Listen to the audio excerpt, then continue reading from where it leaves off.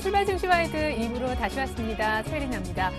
미국의 출구 전략 부담감을 떨치지 못하고 있는 가운데 미국과 유럽에서 간밤에 나온 지표마저 거의 다 좋지 못했습니다. 오늘까지 코스피의 조정이 이어지고 있는 이유이고요. 일본 니케이도 같이 빠지고 있는 이유입니다. 뉴욕과 유럽 증시도 모두 역시 부진하게 마감을 했었고 유럽의 주요국 증시도 모두 2% 안팎의 적지 않은 하락세를 종가상 형성을 시켰습니다. 오늘 외국인들이 닷새만에 조금 팔고 있는데요. 앞서서도 이런 패턴이 있었던 것 같아요. 한 나흘 정도 혹은 닷새 연속 사면은 또 그 가운데 한 이틀 연속 강하게 샀다면 그 다음에는 소폭 파는 패턴. 오늘 크게 순매도 규모가 잡히고 있지는 않기 때문에 아직은 다행인 것 같고요. 투신권 중심으로 매물은 나오지만 다른 기관의 주체들은 매수를 해주고 있어서 전체적으로는 기관 순매수가 지수에 그래도 하락폭을 제한시키고 있습니다. 코스피 2014는 지키려는 안간힘 쓰고 있고요. 코스닥은 다행히도 하루 만에 반등했는데 박근혜 새 정부 출범 딱 3일 남았습니다. 관련된 테마주도 바람이 아주 강하게 불고 있습니다. 계속해서 출발 증시 와이드 2부의 주요 코너들 소개합니다.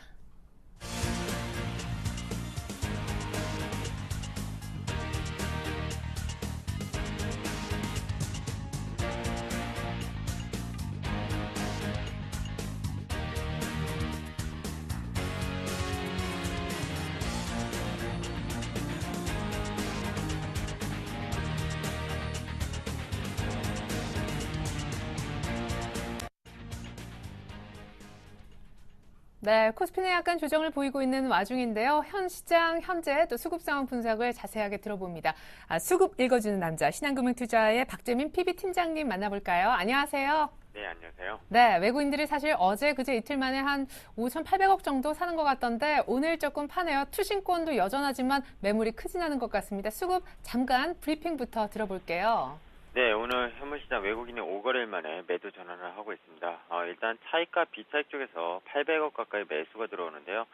일단 증권 쪽 금융투자죠. 금융투자가 400억이 들어오는데 거의 차익 거래로 일단 보이고 있고요.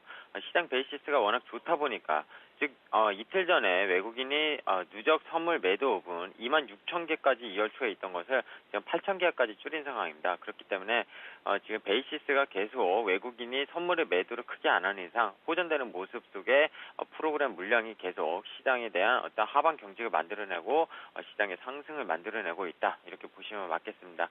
의외로 비차익에서 360억 정도가 들어오는데요. 그러니까 외국인은 현물을 팔고 기계적인 비차익으로 들어오신다고 오늘은 보시면 될 것 같습니다. 그렇게 치면 전체적으로 외국인이 파는 게 아니라 조금 더 사는 걸로 보는 게 정확하다 이렇게 좀 보고 있고요.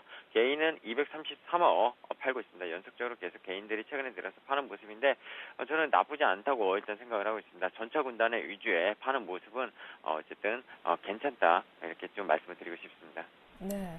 근데 뭐 전차 군단 외국인들이 이렇게 사는 게 무슨 뭐 선물 주식 뭐 이런 파생 복합적인 아주 고도의 그런 전략이라고 하셨잖아요. 오늘은 조금 조용한데 여전히 그런 뷰이신지 저는 사실 제일 궁금한 게 투신권은 언제까지 팔 것이며 외국인들은 계속 이렇게 쭉 많이 사줄 수 있을까라는 전망에 관한 것입니다. 어떻게 보십니까? 일단 주요 주체들의 속내부터 아주 쉽게 좀 풀어주시죠. 네, 외국인은요, 우리가 좀 전에 말씀하셨듯이 최근에 지수가 올라온 게 전차군단, 즉 삼성전자, 현대차 이런 걸로 역할로 올랐는데요. 선물만 사는 이유가 뭘까 생각해봐 이렇게 제가 좀 의문적으로 이렇게 좀 말씀을 드리자면요. 이게 좀 말씀드리기 어떻게 보면 복잡할 수도 있는데 간단한 로직입니다. 현대차, 삼성전자, 기아차 시가총액 비중 합치면요, 거의 40% 가까이 육박하지 않습니까? 그런 것들과 선물을 땡기면 최근에 어쨌든 우정국 사부가 차익 거래를 이제 하지 않기 때문에 외국인들이 90% 가까이 선물 시장을 움직인다고 말씀을 드렸습니다. 그리고 옵션 쪽에서는 개인은 매도를 하려면 증거금이 상당히 필요한데요. 외국인 같은 경우에는 기관 투자가로 증거금이 필요가 없습니다. 사후 증거금이에요. 그날 당일 종가상으로 청산만 하면 증거금이 필요가 없기 때문에 무제한적으로 매도를 칠 수 있습니다. 그래서 그 프리미엄을 빼먹는 와중에 결국엔 개인들이 그쪽으로 역시 양매도로 억 단위의 단위가 이렇게 들어오면은 외국인들이 거기서 상방이든 하방이든 또 그 세력을 죽이는 그런 패턴을 항상 보이고 있습니다. 그러려면 역시 시가총액 상위 종목의 전차 군단을 선물과 합성 전략을 짤 수밖에 없고요.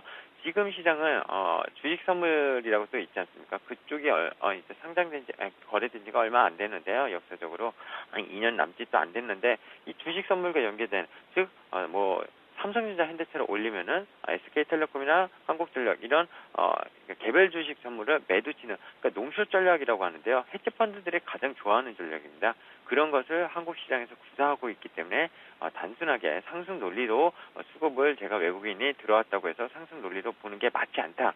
기계적인 물량은 선물과 연계된 물량을 분명히 그런 농숏 전략에 연계되어 있다. 좀 속내로 표현하면서 말씀을 드리겠습니다. 그냥 개인은요, 어제 철강 업종이 많이 떨어지니까 철강 업종을 좀 많이 샀거든요. 700억 넘게. 근데 괜히 내리는 업종만 사다가 물렸네. 투덜거리고 있습니다. 오늘도 철강 업종 약세인데요. 개인의 요새 특성은요, 내리는 업종, 즉 가대낙폭 업종을 그날그날 많이 사는 모습을 보이고 있습니다. 근데 더 내리거든요. 그게 역시 외국인들, 즉 메이저들이 실행하는 올리는 종목 더 올리고 내리는 종목 더 죽여놓고 해가지고 개인들을 거의 박살을 내고 있습니다. 농실 조절하게 개인들이 당하는 거기 때문에 그래서 가대낙폭주는 제가 따라 매수하지 말아라 이렇게 말씀을 드렸던 거고요. 기간은요, 또 펀드 판매라고 말씀하신 대로 투신권의 펀드 판매 어제도 2천억이 넘게 나왔고요. 그저께 상승장에서도 1,000억을 넘게 내뱉었습니다. 즉 펀드 판매라고 뉴스에서는 계속 나오고 있는데 맞습니다. 2천선만 넘어서면은 그동안 물렸던 적립식 펀드나 거치식 펀드에 대한 판매 물량이 계속 나오고 있기 때문에 이 물량은 아직도 거의 2조 원에서 3조 원 정도 쌓여 있습니다. 그렇기 때문에 당분간은 충분히 더 나올 수 있는 물량이다 이렇게 좀 말씀드리고 싶고 증권 쪽은 차익 거래를 하기 때문에 이 투신가는 개별적으로 오늘 매수를 하고 있다 이렇게 보시면 맞겠습니다. 예. 아니, 그러면은 최근에 오늘 빼고 한 나흘 연속 이렇게 들어왔던 외국인들은 어떤 외국인인지, 뭐 유럽계인지, 미국계, 뭐 롱텀 자금인지 그 성격을 좀 알아야 오늘 조금 팔더라도 이게 불안하지 않은데요. 어떻게 보십니까? 그리고 오늘장 개인분들 어떻게 하면 좋을지 전략까지 짜주십시오. 그것은 간단합니다. 한번이라고 일단 보시면 되고요. 왜냐면요, 최근에 일본 시장이 지수상으로 30%가 올랐습니다. 3개월 동안. 8,800의 니케이 지수가 11,500까지 올랐었거든요. 개별 종목들, 대기업들이 뭐 60%, 70% 올랐습니다. 그러니까 전 세계 유동성이 펼쳐지는 데서 유동성이 일본 증시로 갔었죠. 그 역할은 물론 엔화 약세 때문이었습니다. 최근에 오늘도 엔화가 약간 강세, 어쨌든 강세라기보단 93엔대 행보 흐름, 조정 국면에 좀 옆으로 기고 있는데요. 오늘 밤에 아베랑 이제 그 아베 총리랑 미국 오바마 대통령의 정상회담이 있습니다. 그 이후에 또 엔저가 더 강하게 일어날지 아니면 좀 꺾일지는 좀 두고 봐야 되겠지만 어쨌든 그 엔저가 상당히 좀 주춤하고 있다 보니까 일본 시장이 최근에 약세고요. 오늘 일본 시장이 1% 정도 빠지고 있습니다. 그런 유동성이 단기적으로 한머리가 다시 한국 시장으로 즉 원화 강세가 원화 약세로 돌아서면서 환율적인 측면에서 한머리가 들어왔습니다. 최근에 한머리들은요, 이 한 투기를 많이 합니다. 환율 시장에 환율 시장만 투기하는 그런 외환 시장에 그런 트레이더들도 요새 뭐 신이 났다고 하는데요. 그만큼 거래가 활성화가 되고 있다는 건데 그 어떤 헤지 펀드나 외국계 자금들은 지금 한에 의해서 유동성이 왔다 갔다 움직이고 있다. 그래서 이런 한머니들은 사실 유럽계 자금이 컸었고요. 최근에 유럽계 자금들은 언제든지 또다시 빠져나갈 수 있는 물량이다. 단순하게 뱅가드 물량이 왔다 갔다 한 건 아닙니다. 그렇기 때문에 그런 한머니라고 보시면 되고요. 선물 베이시스 전략은 앞서 말씀드렸기 때문에 오늘은 좀 스킵을 하고 결국에는 오늘도 뭐 모베이스 같은 휴대폰 부품주가 연속적으로 계속 상승을 하고 있는데요. 조금 이런 주식들은 좀 투자의 주의가 일단 필요하다고 생각이 들고요. 갤럭시 S4 뭐 이런 어떤 지금 신제품에 대한 기대감들이 상당히 부품주들에게 많이 나오고 있는데 그 부품주들 실적이 좋은 것들은 계속 가고 있는 모습입니다. 그리고 실적을 점검하면서 결국에는 코스닥에서 개별주를 지금 매매하는 게 오히려 더 맞지 대형주를 추격 매수하거나 삼성전자, 현대차를 여기서 매수하기는 상당히 부담스럽다. 이렇게 좀 말씀을 드리고 싶습니다. 결국엔 오늘도 똑같은 얘기입니다. 실적 좋은 주식을 개별주에서 찾아서 매매하는 게 맞고 지금은 그런 것들이 IT 부품주에 많이 속해 있다. 이렇게 좀 말씀을 마지막에 좀 드리고 싶습니다. 네, 그러고 보니까 월요일 날 또 모바일 월드 콩그레스 이벤트도 대기하고 있네요. 일단 최근에 사준 외국인들의 물량은 핫머니였다라는 정리까지 잘 들었습니다. 여전히 코스닥에 실적되는 IT 부품주 위주의 매수에 집중하자라는 의견 주셨는데요. 신한금융투자의 박재민 PB팀장님과 함께했습니다. 다음 주도 수급 분석 부탁드릴게요. 고맙습니다. 네, 감사합니다. 수고하십시오. 네, 계속해서 업앤다운 특징주 알아보겠습니다. 화면 준비했는데요. 함께 보시죠. 자, 오늘 업종목은요, CJ ENM입니다. CJ ENM 하면 사실상 콘텐츠의 황제라고 불리는데, 뭐 영화면 영화, 모바일 게임이면 모바일 게임, 그쵸? 음악이면 또 음악. 오늘 조금 뭐 오르는 그런 모습도 있었는데, 현재 가격은 모르겠습니다. 일단 신고가 부근에 최근 머물고 있는 그런 종목이죠.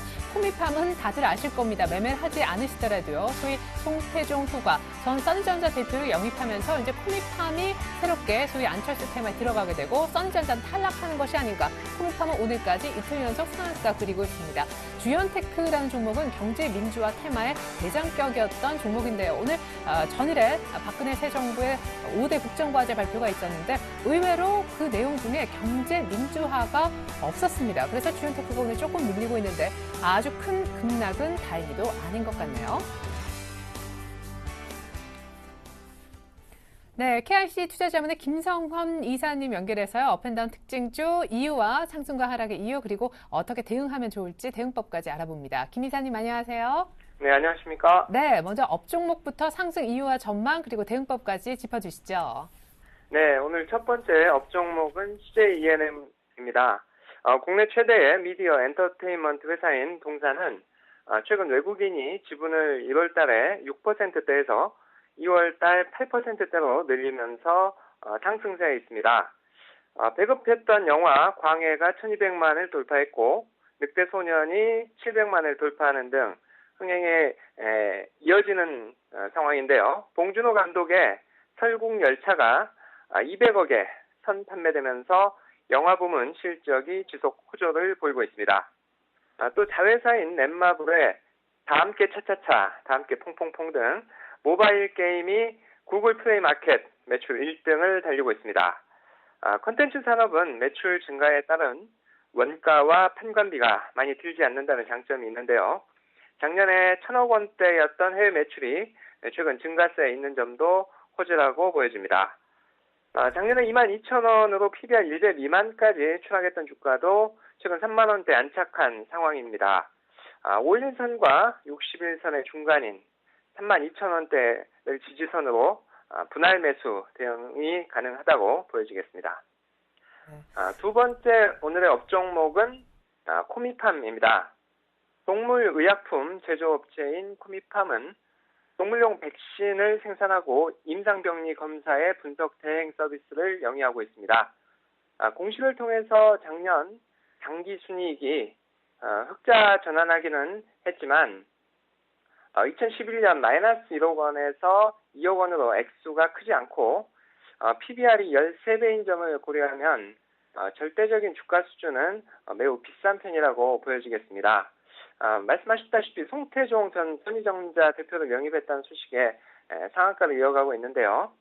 2월 1일 6,600원 부근에서 21일 종가, 금일 종가 12,150원까지 단기간에 약 75% 단기 급등했기 때문에 추격 매수는 자제하시는 것이 좋겠습니다. 그러면은 갖고 계신 분들은 코미팜 같은 종목은 어떤 신호를 보고 팔면은 거의 최고점에 팔 수 있을까요? 기술적으로만 봤을 때요. 기술적으로 봤을 때 이제 장대 음봉에 거래가 대량 수반됐을 때 매도를 하시면 고점에서 잘 매도하실 수 있다고 보여집니다. 코미팜 신규 매수는 자제하시고 갖고 계신 분들은 소위 슈팅 스타 사인이 나오는지 잘 살펴보시면 좋겠습니다. 그나저나 주연테크 오늘 뭐 많이 밀리는 건 아닌 것 같은데 사실 박근혜 관련된 정책 수혜주 오늘 뭐 새로운 종목도 보이고 급등하는 종목도 많은데 주연테크는 의외로 좀 밀리는데 특별한 이유가 있다면서요? 네, 주연테크는 PC 제조 유통회사로 전국에 610개 대리점 및 서비스 센터를 보유하고 PC 완제품을 판매하고 있는 회사입니다. 국내 PC 시장은 삼성전자, 주연테크 등 두세 개 업체가 66% 정도의 과점을 하고 있는 상태입니다. 작년에 중소기업청이 데스크탑 PC를 중소기업 간 경쟁 제품으로 지정을 하면서 경제민주화 정책 기대감에 500원대이던 주가가 1,500원대까지 상승을 했고 급락한 뒤에 최근 신정부 출범을 앞두고 재상승 중이었습니다. 그런데 어제 인수위원회 5대 국정과제 발표에 경제민주화가 핵심에서 빠진 것으로 나타나면서 정책 기대감이 상실된 상태입니다. 박근혜 정부의 국정 목표로 일자리 창출과 창조 경제가 제시가 되면서 경제 민주화가 그 3대 핵심 과제 중에서 탈락한 것이 정책 기대감 상실로 이어지고 있는데요. 실적으로 볼 때도 적자 지속 등 주가의 모멘텀이 부재한 상황입니다. 현재가는 1,000원 내에서 움직이고 있는데요. 800원 내외 하락까지는 관망하시는 것이 좋아 보입니다. 그러면은 역시 갖고 계신 분들은 어떡하죠? 이제 뭐 경제 민주화 관련한 테마로 주연테크는 다시 한번 부상할 수 있는 그런 가능성이 이제 완전히 없어진 건지요? 그렇다고 보여지지는 않는데요. 네. 현재 이제 경제 민주화에 대한 기대감이 실적으로 이어지는지 2013년도 1분기 실적을 보고 대응하시는 것도 나쁘지 않을 것으로 보입니다. 네, 하지만 당분간 일단 모멘텀이 좀 없기 때문에 800원대까지 떨어질 수 있으니 사고 싶은 분들도 조금은 참아서 지금은 관망할 때다라고 얘기해 주셨습니다. 오늘 업앤다운 특징주에 대한 대응법까지 챙겨봤는데요. KIC 투자자문 김성원 이사님의 도움 말씀 받아봤습니다. 감사합니다. 네, 감사합니다.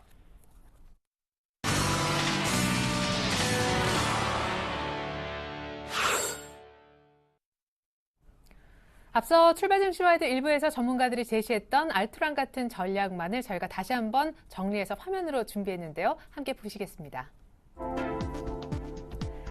IM투자증권의 김동섭 이사님은 조정시에 매수해도 좋다. 이유는 미국의 양적 완화 조기 종료 얘기가 논란이 되고 있지만 현실화될 가능성이 낮기 때문이다 라고 하셨고요. 한국밸류21의 이드코 대표님 밀려도 매수 1980포인트까지 조정시에는 산다라는 관점 주셨습니다. JB스탁의 정의정 팀장님과 골든이글 투자자문의 정태근 팀장님은 모두 출발 상황을 함께 분석해 주셨던 두 분이었는데요. 정희정 팀장님은 지수 탄력을 즐기되 이슈 개별주에 집중해서 매매는 이쪽에서 하자라고 하셨고요. 정태근 팀장님은 눈치를 잘 살피자라고 하셨는데 구체적인 누구의 어떤 눈치인고 하니 특별히 코스닥에 있는 기관의 눈치였죠. 신흥증권 압구정 지점 정광익 대리님은요. 강세장의 초입 부분이 될 수 있으니까 이제부터는 시총 상위주 위주로 접근해보자라는 의견 주셨습니다. 네, 그렇다면 전문가들은 이런 전문가들의 의견에 얼마나 공감하고 있을까요? 전문가가 생각하는 전문가끼리의 공감도를 알아보고 있는 특별한 코너가 되겠는데요. 주식회사 알파라이징 스탁의 정재훈 실장님 만나보겠습니다. 안녕하세요. 예, 안녕하십니까. 네, 가수 B와 이름이 동일하시네요. 가수 B는 정지훈이고요. 저는 정재훈입니다. 네, 제가 잠깐 착각했네요. 정훈만 보면 반가워서. 자, 이들 전문가들 의견 중에 한 몇 개 어떤 분의 의견에 공감하실 수 있나요? 일단 저는 세 가지 의견에 좀 공감을 하고 있습니다. 일단 조정시의 매수 관점으로 보자. 미국의 양적 완화 조기 종료 현실 가능성은 낮다라는 그런 표현을 좀 해주셨는데요. 저도 그런 생각에는 동감하고 있습니다. 최근에 글로벌 시장을 보게 되면 큰 폭으로 좀 상승을 해주는 그런 모습들을 보인 반면에 우리나라 시장만 디커플링이 좀 발생하는 그런 모습들이 나타났었거든요. 결과론적으로만 보게 된다면 뭐 뱅가드 부분들에 대한 얘기 그리고 환율적인 부분들이 있지만 실적적인 부분들이 가장 큰 원인이었다라고 좀 분석을 하고 있습니다. 그런 부분들 때문에 상승을 하지 못했던 그런 흐름들인데요. 2012년 4분기를 실적이 저점으로 해서 이제 상향되고 있는 그런 과정이기 때문에 일단 조정시에는 매수 관점으로 좀 보자라고 말씀을 드리고 싶고요. 그 부분에서 밀려도 1980포인트 조정시 매수 관점이라는 표현을 좀 해주셨는데요. 저도 이 부분들은 맞다라고 생각을 하고 있습니다. 지수가 갭상승을 하면서 장대 양봉을 그린 이 거래일 전의 흐름들을 좀 보게 된다면 외국인들의 매수대가 상당히 좀 강하게 매수가 유입이 되고 있는 그런 상황되거든요. 전일까지 매수 기조가 좀 유지가 되고 있는 그런 모습들이고 전일부터 올해까지 지금 현재 숨고르기를 하는 그런 모습들이지만 외국인들에 대한 매도는 거의 없다라고 좀 보셔도 좋을 것 같습니다. 그리고 마지막으로 지수 탄력을 즐기되 이슈가 개별 종목군들로 집중을 하자라는 부분들을 좀 말씀을 해주셨는데요. 지금 현재 개별 모멘텀이 있는 종목군들은 실적에 대한 기반으로 하는 종목군들이 대다수입니다. 예를 들어서 갤럭시4에 대한 부분들 출시 기대감이 형성이 되면서 갤럭시4 관련주들이 다 급등을 해주는 모습들이 나타나고 있고 신고가의 모습들을 좀 보이고 있거든요. 그러면 결국에는 자동차 쪽 부품 속 섹터에서도 이런 흐름들이 나타나는데요. 결국 자회사에 대한 모멘텀 이 부분들로 인해서 주가는 상승을 한다라고 좀 보시면 좋을 것 같습니다. 결국 실적을 기반으로 한 종목군들은 죽지는 않고 추가적인 상승 시도는 나올 것이다라고 좀 보시면 좋을 것 같고요. 이런 종목군들 위주로 좀 접근을 한다면 좋은 결과는 분명히 있다라고 좀 말씀을 드리고 싶습니다. 네, 그럼 밀려도 사자라고 하셨는데 어느 쪽을 삽니까? 역시 그냥 개별주, 코스닥이 더 낫습니까? 어떤 분은 또 시총 상위주 사자고 하셨지만 거기에는 공감도를 표하시지 않으셨잖아요. 예, 시가총액 상위 종목군들, 즉 대형 섹터들의 종목군들은요, 여전히 보고 있는 섹터들은 여러 군데가 있습니다. 그렇지만 실적에 대한 증가치가 삼성전자를 제외하고 난 나머지 섹터군들에서는 크게 나오는 그런 섹터들이 없습니다. 그렇기 때문에 일정 부분에 대한 소화는 해줘야 된다라고 좀 보고 있고요. 그렇다고 해서 뭐 이런 종목군들은 빠진다라고 생각하지는 않습니다. 다만 수익률적인 측면으로 놓고 봤을 때 대형 섹터보다는 중소형 섹터가 좀 더 유리할 것이다라고 좀 말씀을 드리고 싶고요. 이런 부분들이 결국 주가에 반영을 해주고 있다라는 것. 대부분의 이 삼성전자가 실적이 꾸준하게 좀 나올 것이기 때문에 그런 이 부품을 공급하는 기업들 자체도 실적에 대한 증가치가 나오게 됩니다. 그럼 결국에는 대형 섹터보다는 중소형 섹터가 좀 더 낫다라는 말씀을 좀 드리고 싶고요. 그리고 섹터별로 본다면은 자동차 부품 섹터라든가 아니면은 IT 부품 섹터들을 좀 보고 있는데요. 제가 유심히 보고 있는 거는 자회사에 대한 모멘텀입니다. 중국에 대해서 자회사를 갖고 있는 자동차 부품 섹터들 그리고 베트남의 공장을 갖고 있는 그런 기업들 위주로 본다면은 좋은 결과가 있을 거다라고 말씀드리고 싶네요. 네, 그러면은 우리 실장님만의 또 다른 전략을 조금 첨언해 주셨으면 하고요. 무엇보다 오늘자 관심 종목까지 공개해 주시죠. 일단 시장에 대해서는 과거 2012년도에는 등락을 좀 거듭해주는 그런 힘든 시장이었었습니다. 그렇지만 2013년도 시장에서는 유럽에 대한 위기 부분들도 거의 마무리가 될 것으로 좀 생각을 하고 있고요. 실적 또한 마찬가지로 하반기로 갈수록 증가가 될 것이다라고 좀 보고 있습니다. 그렇기 때문에 시장에서는 과거에 대한 흐름들보다는 우선적으로 좀 상승을 할 수 있는 그런 마인드를 좀 가지고 시장을 좀 접근하면 좋겠다라고 좀 말씀을 드리고 싶습니다. 일단 오늘 제가 좀 제안해드릴 종목은 IT 부품 섹터입니다. 나노스라는 기업인데요. 나노스 같은 경우는 지금 카메라 모듈 쪽의 기업입니다. 어제까지만 해도 상당 부분 좀 차별화를 받으면서 좀 상승을 하지 못하는 그런 흐름들이 나타나고 있었는데요. 우선 이 나노스는 지금 현재 국내 최초로 블루 필터를 개발을 하고 주목을 받지 못했었습니다. 그 부분들은 캐파 부분들, 공급되는 물량들이 적기 때문에 공급에 대한 그 해소를 못 해주기 때문에 소외를 받았다는 그런 기업이거든요. 그렇지만 이번 부분들에서 그 증설을 하면서 캐파 물량을 1000만 개까지도 증가를 해주는 그런 모습들이 나타났습니다. 그 결국은 삼성전자나 이런 부분들, 삼성전기나 펜텍, LG 이노텍 그런 대형 그 글로벌 기업들에게 물품을 납품을 하기 때문에 실적의 증가치는 꾸준하게 나온다라고 좀 보시면 좋을 것 같고요. 그리고 IR 필터나 블루 필터 생산을 하고 있는 그런 기업입니다. 일단 카메라의 모듈에서는 필터 부분들이 필수적으로 좀 들어가는데요. 이 부분들을 다른 기업들을 좀 보게 된다면 경쟁업체를 좀 보게 된다면은 옵트론텍이 있는데요. 이 옵트론텍보다도 일단 경쟁력은 갖추고 있다라고 좀 판단을 하고 있습니다. 화소가 점차적으로 고화소가 좀 진행이 되고 있는 그런 부분들이기 때문에 이 블루 필터라든가 IR 필터의 쓰임은 좀 더 중요한 그런 부품이다라고 좀 보시면 좋을 것 같고요. 실적 또한 마찬가지로 올해 100% 정도 영업이익 기준으로 100% 이상 상승할 수 있는 그런 기업이다라고 좀 보시면 좋을 것 같습니다. 매수 전략을 좀 말씀을 드리도록 하겠는데요.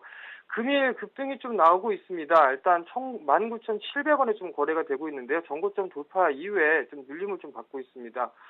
일단 매수가는 제가 18,500원 부근부터는 분할 매수 포인트를 좀 잡아도 좋다라고 좀 말씀을 드렸는데요. 그러니까 오늘 장 초반부터 좀 급등을 하는 모습들이 나타났는데 일단 눌림목을 좀 기다렸다가 매수를 해보는 전략이 좀 유리하다라고 좀 말씀을 드리고 싶고요.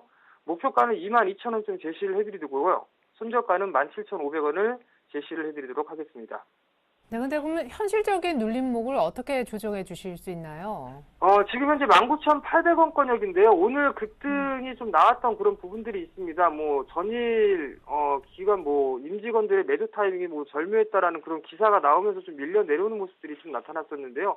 우선적으로 제안해드린 가격이 18,500원인데 이 가격대는 조금 오기가 힘들지 않을까 싶습니다. 전고점 돌파를 해준 가격대가 19,000원 부근이거든요. 그리고 오늘 당장 접근을 하지 못하더라도 하루나 이틀 정도 기다리면은 한 19,000원 부분까지는 내려올 수 있을 것이다라고 좀 생각을 하고 있기 때문에요. 이때부터는 매수 포인트를 잡아도 좋다라고 좀 말씀드리고 싶습니다. 네, 감사합니다. 오늘 의외로 또 급등했네요. 나노스 그래도 조금 눌림목 시 관심 갖자라고 하셨고 그 눌림목의 가격대는 19,000원 정도 잡아주셨습니다. 주식회사 알파라이징 스탁의 정재훈 실장님과 함께 오늘장 관심 종목까지 알아봤습니다. 감사합니다. 감사합니다.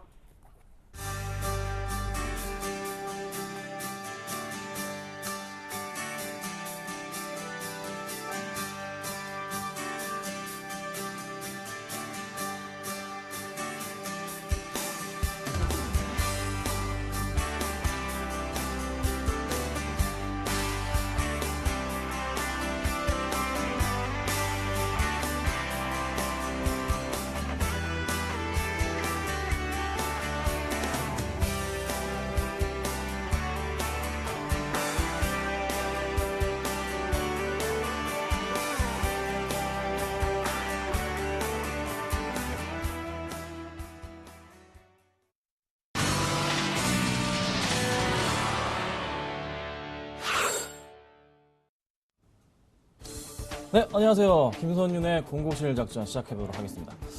자, 어제 유럽장이 좀 심상치가 않습니다. 움직임이 좀 굉장히 조금 무서울 정도로 많이 빠졌는데, 자, 이탈리아가 3% 이상 빠져줬고요. 대부분의 유럽장 자체가 한 2% 내외로 하락폭을 좀 키웠던 흐름입니다.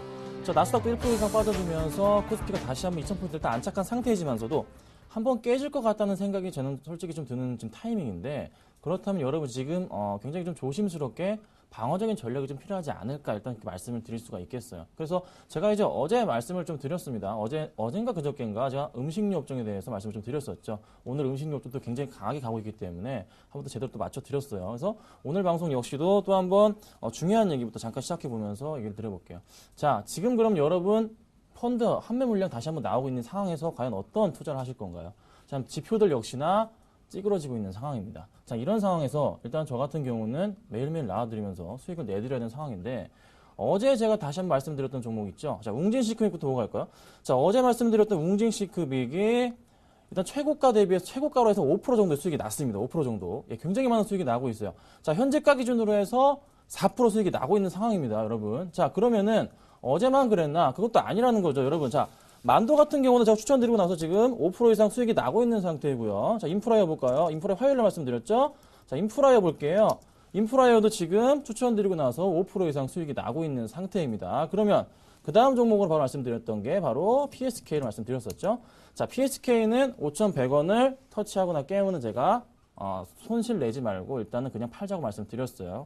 근데 어제 같은 경우에 약간 깨는 모습 좀 보여줬기 때문에 일단 정리하는 게 맞는 흐름입니다. 그래서 이 종목은 손해 없이 그냥 보아 끝나는 걸로 좀 말씀을 드리겠고, 오늘 좀 말씀드리고 싶은 종목, 웅진 싱크빅만큼의 일단은 어느 정도의 상승폭이 예상된다. 근데 웅진 싱크빅이 너무나 잘 가고 있기 때문에 이 종목 한번 좀 훑어드려야 될 것 같아요.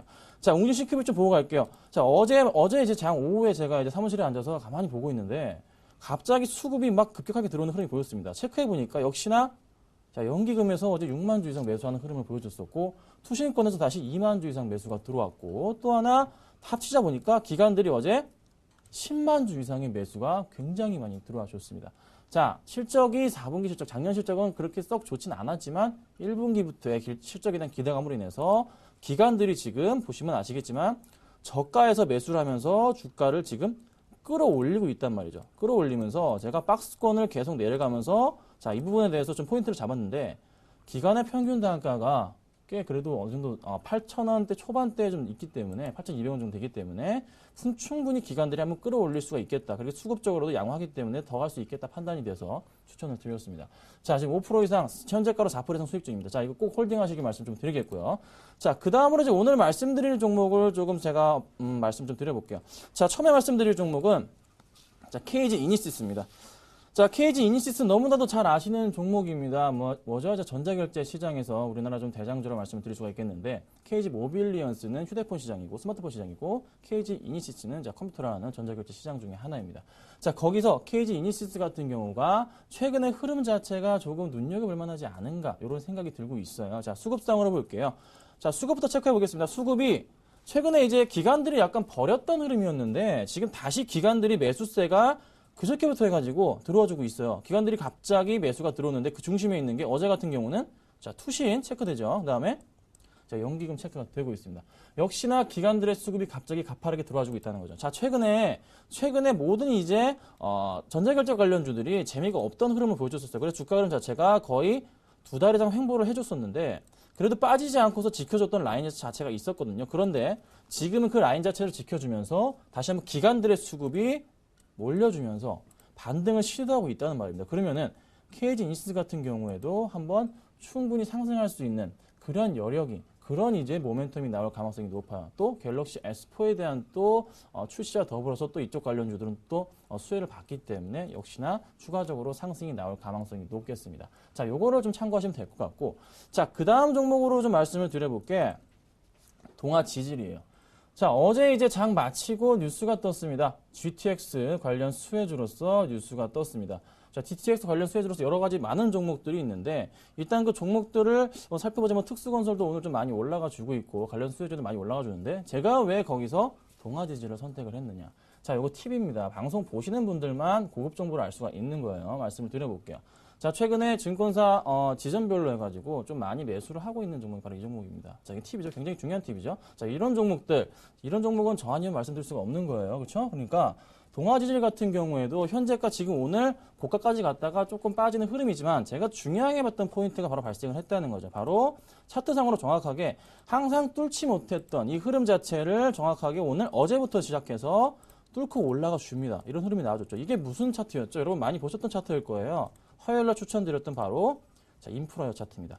자, 인프라이어 차트 역시나 항상 강조드렸던 거 1,500원, 11,000원 항상 뚫지 못하고 가다가 한번 뚫고 안착한 이후에 주가 상승 강하게 나와줍니다. 저도 역시 이걸 포인트로 잡고서 이때 추천을 드렸던 거죠. 그렇죠? 그러면은 역시나 동아지질 역시 그 포인트가 지금 다시 한번 만들어 드리자면은 정확하게 지금 발생을 했고 제가 다시 한번 이 포인트에서 추천을 드립니다. 충분히 반등할 수가 있을 것 같아요. 자, 수급상으로도 살펴보자면은 수급상으로는 해답이 크게 안 나와줬는데 최근에 그래도 조금이나마 기관들의 관심이 좀 입질이 조금 시작된 것 같습니다. 낚시하기는 입질 많이 오죠. 자, 입질이 조금씩 시작됐다는 게 판단이 되고 있고 그리고 또 하나 말씀드릴 수 있는 부분 역시나 차트상의 흐름 또 테마주로서 가장 또 이 GTX 관련주 중에서 실적이 가장 좀 양호한 그런 종목 중에 하나예요. 그리고 좀 저평가되어 있어요. 그래서 이 종목은 충분히 반등을 좀 크게 줄 수 있을 것 같습니다. 그렇다면은 오늘 KG 이니시스와 동아 지질 중에서 제가 이제 뭘 선택해서 또 한번 수익을 좀 내봐야 되겠냐.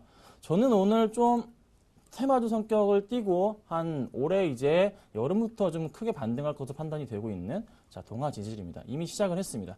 자, 동아 지질을 좀 더 크게 볼까요? 동아 지질이 가장 비쌌을 때 얼마였냐면은 여기 고점 같은 경우 한 17,000~18,000원 정도의 가격대를 형성했습니다.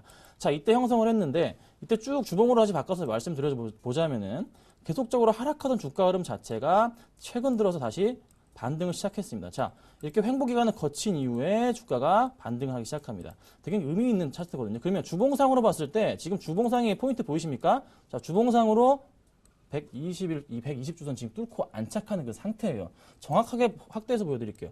정확하게 지금 안착하고 있는 상태입니다. 이 상태라는 거죠. 라인 보이시죠? 제가 선을 그어드릴게요.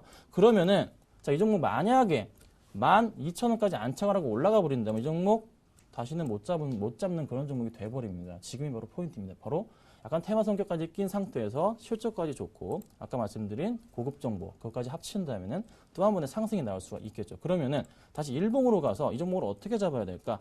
자, 현재가 11,650원입니다. 충분히 저는 뭐 메리트가 있다고 생각이 들고 있고 11,600원, 650원 현재까지 충분히 잡으신다면은 이 종목 충분히 제가 일단 목표가 자체를 조금은 짧게 일단 잡긴 했지만 13,000원 정도까지는 무리 없이 갈 수 있지 않을까. 왜 그런 말씀을 드리냐면은 자, 13,000원대 부분 때 선을 그어드리자면 바로 이 부분입니다.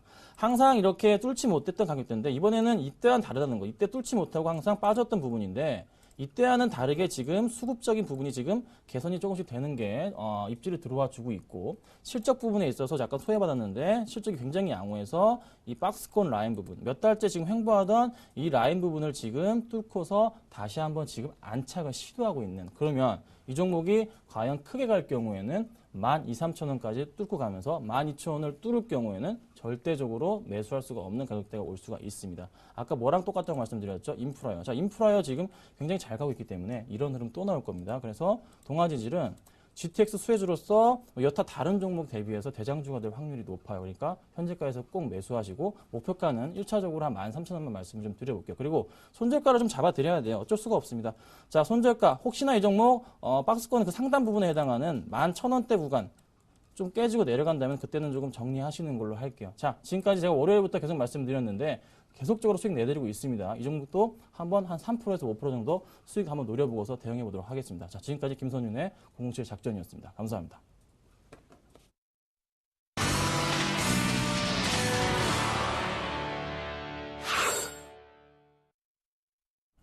네, 코스닥에 외국인 수급 더 많이 들어가네요. 외국인과 기관의 쌍끌이 코스닥은 오늘 곧바로 하루 만에 상승 전환에 상승세가 아주 굳건하게 지켜지고 있습니다. 전일 3% 가까이 급락 마감했던 중국장이 막 출발했다고 하는데요. 오늘 또 밀리면서 출발입니다. 자세한 중국 증시 상황은요. 우리 리딩투자증권의 우성재 팀장님 만나서 들어보기로 하죠. 안녕하세요. 네, 안녕하세요. 네, 부동산 규제만 나오면 중국장은 민감하게 반응할 수밖에 없는데 어제 그것 때문에 밀린 건가요? 오늘도 약보합 출발이라면서요. 예, 지금 상해 종합주가지수 약세로 출발한 이후에 지금 소폭 매수가 유입되면서 상승 반전에 성공했습니다. 지금 상해 종합주가지수는 0.16% 상승한 2,329.17포인트대 장 움직임 보이고 있는데요. 시장에서의 매수 물량들이 이어져 나오고 있지만 그 힘이 크지 않은 만큼 간망세가 계속 이어져 나갈 확률이 높다고 보시면 좋을 것 같습니다. 전일 하락을 했던 가장 큰 이유는 앞서 말씀하신 것처럼 2013년도 부동산 규제 정책이 발표가 되면서 시장에서의 긴축 기조가 이어져 나왔었습니다. 지금 국무원 상무회의에서 부동산 규제에 관련된 정책을 발표를 했었는데요. 주택 구입 제한과 대출 제한을 위주로 한 규제 정책을 꾸준히 시행할 것이라고 강조를 하면서 부동산 업종을 중심으로 한 매도 물량들이 꾸준히 출현했다고 보시면 좋을 것 같습니다. 지금 이와 함께 중국에 대해서 이제 지방 정부 부채가 53%가 올해 만기가 도래할 것이라는 전망이 나오면서 지방 정부 부채에 대한 부담감들이 커지고 있습니다. 중국 경제가 회복 기조로 좀 전환되고 있는 모습을 보이고 있지만 긴축 기조가 이어져 나갈 것이란 부담감과 함께 지방 정부 부채에 대한 부담감이 나타나면서 증시에서는 매수가 좀 부족한 상황인데요. 결국 지금 QFII를 통한 외국인들의 A주 매수세 또한 단기 차익 매도 물량들이 출현하고 있는 모습을 보이면서 시장에서의 부담감들은 확대되고 있다고 보시면 좋을 것 같습니다. 결국 중국 정부에서는 단기 유동 시장에 대해서 유동성을 흡수해 나가는 모습을 보이는 등 긴축 기조로의 전환이 이어져 나갈 것이라는 부담감이 증시에 큰 영향을 미치고 있는 상황인데요. 지금 이와 반면 지금 중국 경제 성장률이 8%의 성장은 이어져 나갈 것이라는 전망이 나오면서 긍정적인 의견 또한 나오고 있습니다. 지금 올해 재정 정책이 구조적인 조세 감면 조치를 꾸준히 시행하면서 재정 지출이 늘어날 것이라는 전망과 함께 통화 정책의 경우 복잡한 국내 시장 변화에 대해서 능동적이고 신중한 태도를 유지해 나가야 된다는 언급을 내놨었는데요. 지금 이러한 부분들이 개선될 경우에 중국 경제 성장률은 안정적인 흐름을 이어져 나갈 것이라는 전망을 내놓으면서 시장에서의 기대감은 확대되고 있는 상황입니다. 하지만 긴축 기조에 대한 부담감이 증시의 투자 심리를 급격히 위축시키고 있는 모습을 보이고 있는 만큼 중국 본토 증시가 단기적으로 상승하기에는 좀 시간이 걸릴 것으로 전망이 되고 있습니다. 네, 그럼에도 불구하고 2,300선 정도는 믿을 만한 지지 라인이라고 보시는지요? 예, 일단 지금 최근 중국 증시의 움직임 자체가 큰 폭의 하락을 나타냈던 만큼 시장에서의 반등이 이어져 나갈 확률이 높을 것 같은데요. 네. 지금 상해 종합주가지수 기준으로 봤을 경우 2,300선 내외에서의 강한 지지는 이어져 나갈 것이라는 전망이 좀 나오고 있습니다.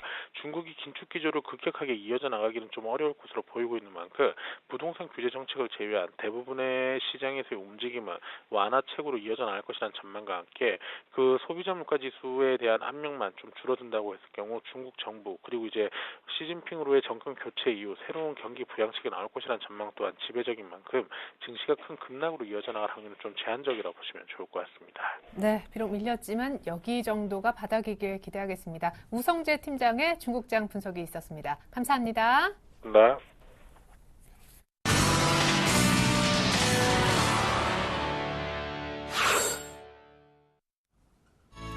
이슈 전국하기 김보람입니다. 먼저 오늘 살펴볼 주요 이슈부터 소개해드릴게요. 올 들어 국내 증시를 외면했던 외국인 투자자가 지난 이틀간 유가증권 시장에서 8천억 원 넘게 순매수하며 대형주를 쓸어담고 있습니다. 글로벌 증시와 다르게 부진한 모습을 보이면서 가격 매력이 높아진 데다 엔화 약세와 원화 강세에 대한 우려가 잠잠해지자 한국 증시에 다시 눈을 돌리고 있는 것으로 보입니다.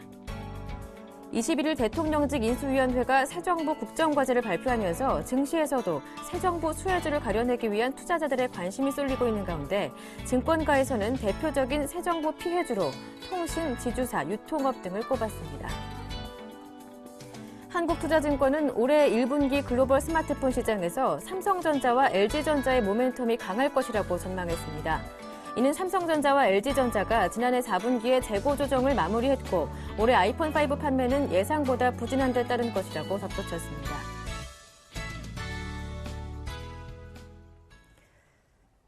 오늘 자세한 내용은 동양증권 양평지점의 김동공 대리와 함께하겠습니다. 안녕하세요. 네, 안녕하세요.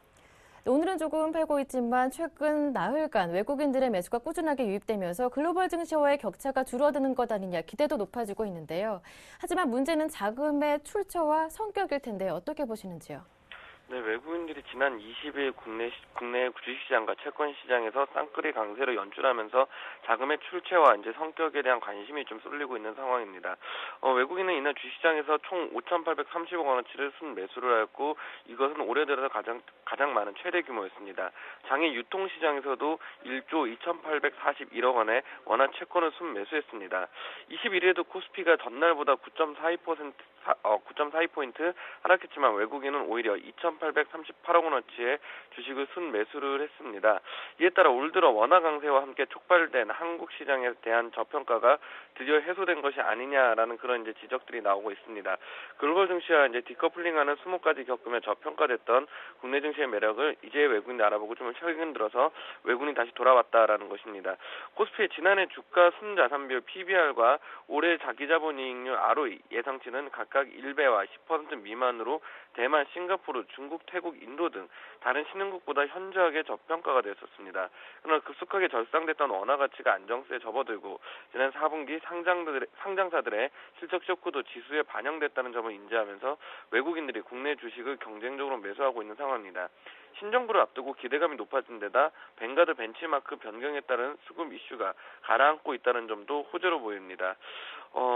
이달부터 타증시가 주춤한 사이 이머징 마켓 그리고 벤치마크 인덱스 위주로 국내 주식 담론 추세가 나타나고 있습니다.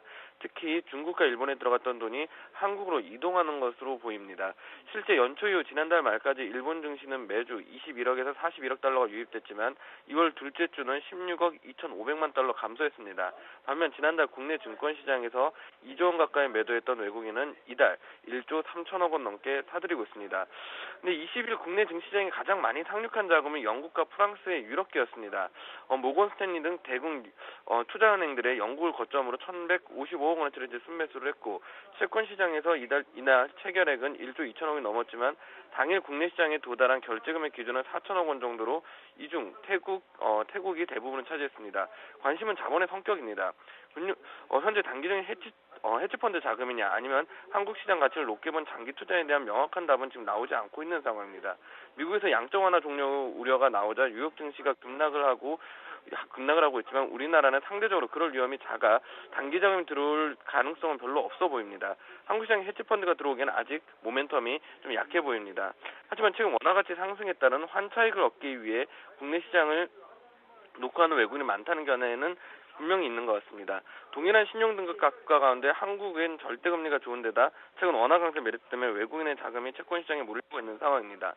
아직까지 외국인의 투자자금의 성격이 지금 밝혀지고 있지는 않은 상황입니다. 그 때문에 일단 2,50포인트 정도가 그동안에 항상 박스권 상단부로 작용을 해왔습니다. 그러면 지금부터는 약간 좀 보수적인 전략을 취하시는 게 좋으실 것 같고 2,100포인트 돌파 시에 한번 좀 긍정적인 흐름으로 전망을 선회해보신 전략이 좋지 않을까 싶습니다. 최근 들어온 외국인의 자금 한 번일 가능성은 적어 보인다라는 말씀까지 들어봤고요. 한편 요즘 새 정부 기대에 코스닥 수혜주도 들썩이고 있습니다. 하지만 수혜주만 있는 건 아니겠죠. 대표 피해주들 어떤 것들이 있습니까? 네, 이번에 인수위가 새 정부 국정과제를 발표하면서 새 정부 수혜주를 가려내기 위한 움직임들이 좀 많이들 일어나고 있는 것 같습니다. 하지만 여기에는 수혜주만 있는 것이 아니라 이제 좀 피해주들 또한 있는 상황인데 피해주들은 어떤 것들이 있을까 좀 찾아볼 필요성이 있을 것 같은데요. 정부 규제에서 가장 큰 타격을 받을 것으로 보이는 사업은 일단 면세 사업입니다. 면세업 특허를 중소, 중견기업의 50%, 그리고 한국관광공사의 20%, 그리고 이렇게 의무 할당하는 방안이 국회에 상정돼 있기 때문입니다. 법안이 통과될 경우 민간 대기업인 롯데면세점과 신라면세점의 중장기 성장이 제약받을 수 있다라는 그런 우려들이 나오고 있습니다. 그리고 대형마트는 일요일 및 공휴일 강제 휴무 그리고 심야 영업 제한 등의 내용을 담은 유통법이 하반기부터 발표될 예정이어서 매출 감소가 일단 좀 불가피할 것으로 보입니다. 현재 대형마트 일요일 하루 매출은 월 매출의 3에서 4%를 차지하는 것으로 알려져 있습니다. 또 이날 인수위에서 사업조정 일시정지 명령제를 발표하면서 신규 출점 또한 더욱 어려워졌습니다. 이 제도가 도입될 경우 대형마트가 사업조정 심의의 명령을 무시하고 새 매장을 낼 경우 불이행 기간 매출 중 10%를 과징금으로 내야 하는 상황입니다. 소비 경기 회복이 쉽지 않은 상황에서 대형마트에 대한 각종 규제를 감안하면 밸류에이션이 한 단계 내려앉을 가능성이 좀 높을 것 같습니다. 그리고 국내 유통시장 변화에 빠르게 작용할 수 있는 홈쇼핑 업체 등의 중심으로 소극적인 투자 전략을 좀 세워볼 필요성이 있을 것 같고요. 그리고 주식 양도차익 과세 대상 범위 확대를 골자로 한 금융소득과세 정상화 방안이 발표되면서 증권주 또한 간접 피해를 받을 수 있을 것으로 보입니다. 그리고 게임 식자재 이런 업종들이 가장 최대 피해주로 보였었는데 상당 부분 좀 완화가 된 것으로 보입니다. 셧다운제가 시행된다 하더라도 실효성이 없다는 인식이 확단된다. 모바일 게임이 셧다운제 대상에서 이제 좀 제외되었기 때문으로 일단 좀 보입니다. 그리고 대기업 식자재 유통업체 또한 우려는 크지 않을 것으로 그렇게 보입니다. 한편 스마트폰 계절적 비수기로 알려진 1분기에도 삼성전자와 LG전자는 오히려 강할 것이다라는 전망이 나오고 있는데요. 어떠한 이유 때문인지 자세하게 들어보겠습니다. 네, 4분기 글로벌 스마트폰 출하 대수가 예상치 8%를 대폭 상회하면서 2억 대를 기록할 것으로 전망이 되고 있습니다. 중국 시장을 중심으로 그리고 중국 로컬 업체들을 중심으로 유통 채널의 재고 축적을 강하게 이제 시행됐던 것으로 일단 좀 해석이 되는데요. 애플 역시 차이나 유니콘과 그리고 차이나 텔레콤을 통해서 아이폰 5 공급을 대폭 증가시켰던 것으로 이제 좀 추정이 됩니다. 그리고 이에 따라 올해 1분기에는 글로벌 스마트폰 시장은 예상보다 강한 재고 조정이 이제 필요한 상황으로 해석이 됩니다. 올해 1분기 스마트폰 출하 대수를 전년 4분기 대비 14% 감소한 1.7억 대 정도로 이제 예상이 되고 있는 상황입니다. 하지만 삼성과 LG는 4분기 재고 조정을 선행하여 1분기 스마트폰 점유율이 대폭 증가하지만 국내 업체인 삼성전자와 LG전자는 다른 업체와 달리 4분기에 재고 조정을 선행한 것으로 추정되어 1분기에 스마트폰 출하 대수는 전년 4분기 대비 오히려 증가할 전망입니다. 삼성전자는 신흥시장에서의 중가 스마트폰 시장의 판매 확대가 기여될 전망이고 LG전자는 부품 수요 상승이 기여할 전망입니다. 이에 따라 1분기는 삼성전자와 LG전자의 스마트폰 모멘텀이 강화될 전망입니다. 반면 애플은 재고 소진이 필요한 점을 감안하여 1분기 아이폰 예상 출하 대수를 3,400만 대로 11% 하향 조정하였습니다. 차기 아이폰 모델이 3분기에 출시될 것으로 전망이 되어 아이폰의 출하 대수 감소는 2분기까지 지속될 전망이고 이 같은 것은 그대로 삼성전자의 중가 스마트폰 확대와 전체 휴대폰의 ASP와 영업이익의 증가로 이어지지 않을까 그렇게 판단이 됩니다. 네, 말씀 잘 들었습니다. 도움 말씀 고맙습니다. 네, 감사합니다. 지금까지 이슈 정복하기였습니다. 네, 현재 코스피는 여전히 약보합, 코스닥은 강보합. 양시장 송일성 없는 흐름이 계속해서 이어지고 있습니다. 오늘은 계속해서 출발 선언부터 이뤄했었는데 결국 코스닥은 어제 7거래일 만에 동일하게 밀렸지만 하루 만에 살아나고 있다라는 얘기고요. 코스피는 역시 같이 밀립니다. 무엇보다 전일 간밤에 또 글로벌 증시 분위기도 좋지 않았는데 중국장까지 아시아 증시 다 힘이 좀 없는 것 같아요. 삼성전자가 먼저 5일선까지 조정을 받는 그런 모습이라 오늘 조금 이렇게 그냥 분위기가 끝날 것 같습니다. 금요일장인데요. 마무리 잘 하시고요. 저는 다음 주에 다시 옵니다. 고맙습니다.